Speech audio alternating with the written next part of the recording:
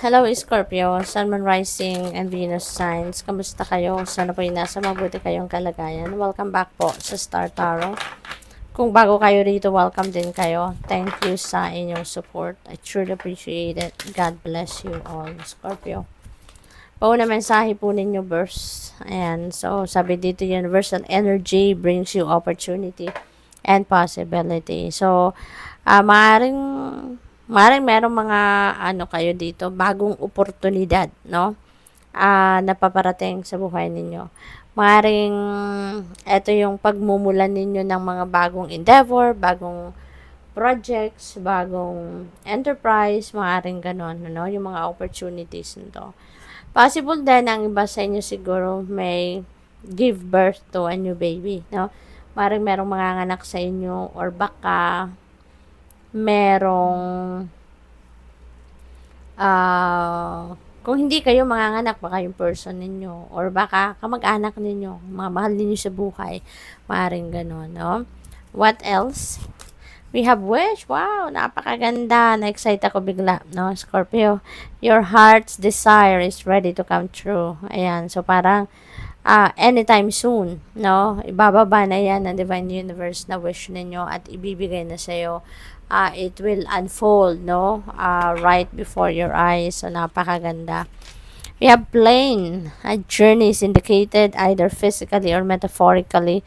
Your life will become more full. Ayan. So, Scorpio, may travel kayo, no? May travel. So, maaring since eroplano talagang nakalagay dyan, so maaaring you're, talaga, going to travel by air. So, that could be long distance travel, no? Malaki din, malaki at mahaba-haba yung eroplanong ito. So, this could be an international travel na magaganap rito.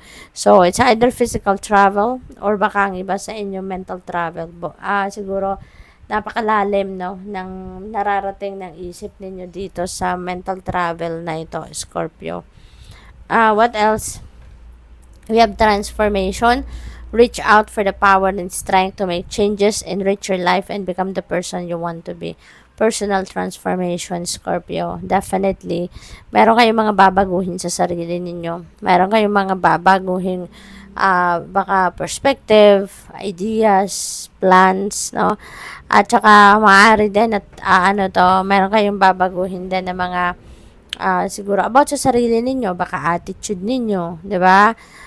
Yung mga related, no, yun sa personal ninyo, personal life. Maaring meron din kayo ditong changes na gagawin. Maybe related naman yan sa mga kung how you feel about something, yung mga ganon, no?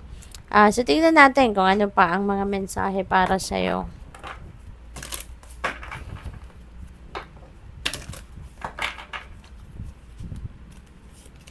Communicating freely, I communicate from the depths of my being. Ayan. So, siguro, meron din kayong ngayon, i-communicate.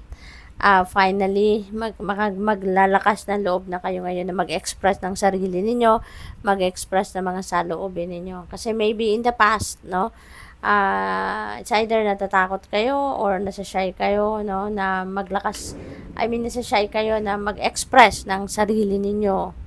Or baka napanghihinaan kayo ng loob, no, na sabihin kung ano yung totoong nararamdaman ninyo or totoong iniisip ninyo. So, what else, Scorpio? We have opening to love. My heart is open. Napakaganda. Kasi muli, nagbubukas siguro ang puso ninyo para sa pag-ibig, para sa pagmamahal. Maaring nanggaling kayo dito, no, sa isang sitwasyon na baka nagkaroon ng separation before, nagkaroon ng mapait siguro na experience, no, pagdating sa pag-ibig, kaya maaring natagalan kayo, no, bago kayo ngayon nakapagbukas ng inyong puso, no. So, sa ngayon siguro, you're totally healed na, kaya you are opening yourself to love. You are opening yourself to pagmamahal, no. Kayo yun bukas na din kayong magmahal at magtanggap, no, ng pagmamahal ng iba. giving birth. Ayan, so dito may birth, tas dito giving birth. So, Scorpio, this is definitely something new, no? Merong mga exciting siguro na pagbabagong magaganap sa buhay ninyo kasi meron kayong mga bagong sitwasyon na bubuksan.